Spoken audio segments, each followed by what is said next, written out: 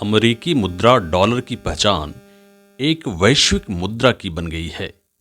अंतर्राष्ट्रीय व्यापार में डॉलर और यूरो काफ़ी लोकप्रिय और स्वीकार्य हैं। दुनिया भर के केंद्रीय बैंकों में जो विदेशी मुद्रा भंडार होता है, उसमें 64% अमेरिकी डॉलर होते हैं। इंटरनेशनल स्टैंडर्ड ऑर्गेनाइजेशन लिस्ट के अनुसार दुनिया भर में कुल 185 करेंसी हैं। हालांकि इनमें से ज़्यादातर मुद्राओं का इस्तेमाल अपने देश के भीतर ही होता है। कोई भी मुद्रा दुनिया भर में किस हद तक प्रचलित है, यह उस देश की अर्थव्यवस्था और ताकत पर निर्भर करता है। दुनिया की दूसरी ताकतवर मुद्रा यूरो है, जो दुनिया भर के केंद्रीय बैंकों के विदेशी मुद्रा भंडार में 19.9% है।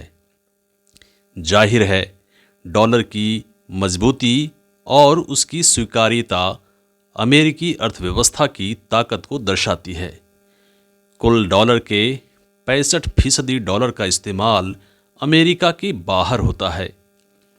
दुनिया भर के 85% व्यापार में डॉलर की संलिप्तता है। दुनिया भर के 39% कर्ज डॉलर में दिए जाते हैं। इसलिए विदेशी बैंकों को अंतर्राष्ट्रीय व्यापार में डॉलर की ज़रूरत होती है। डॉलर वैश्विक मुद्रा क्यों है? 1944 में ब्रेटन वुड्स समझौते के बाद डॉलर की वर्तमान मजबूती की शुरुआत हुई थी। उससे पहले ज़्यादातर देश केवल सोने को बेहतर मानक मानते थे। उन देशों की सरकारें वादा करती थीं कि वह उनकी मुद्रा को सोने की मांग के मूल्य के आधार पर तय करेंगे। न्यू हैम्पशायर के ब्रेटन वुड्स में दुनिया के विकसित देश मिले और उन्होंने अमेरिकी डॉलर के मुकाबले सभी मुद्राओं की विनिमय दर को तय किया। उस समय अमेरिका के पास दुनिया का सबसे अधिक सोने का भंडार था। इस समझौते ने दूसरे देशों को भी सोने की जगह अपनी मुद्रा का डॉलर को समर्थन करने की अनुमति दी। 1970 की शुरुआत में कई देशों ने डॉलर के बदले सोने की मांग शुरू कर दी थी, क्योंकि उन्हें मुद्रास्फीति से लड़ने की ज़रूरत थी। उस समय राष्ट्रपति निक्सन ने फोर्ट नॉक्स को अपने सभी भंडारों को समाप्त करने की अनुमति देने के बजाय डॉलर को सोने से अलग कर दिया। तब तक डॉलर दुनिया की सबसे खास सुरक्षित मुद्रा बन चुका था। दुनिया की एक मुद्रा की बात उठी मार्च 2009 में। चीन और रूस ने एक नई वैश्विक मुद्रा की मांग की। वे चाहते हैं कि दुनिया के लिए एक रिजर्व मुद्रा बनाई जाए जो किसी इकलौते देश से अलग हो और लंबे समय तक स्थिर रहने में सक्षम हो। इस प्रकार क्रेडिट आधारित राष्ट्रीय मुद्राओं के इस्तेमाल से होने वाले नुकसान को हटाया जा सकता है।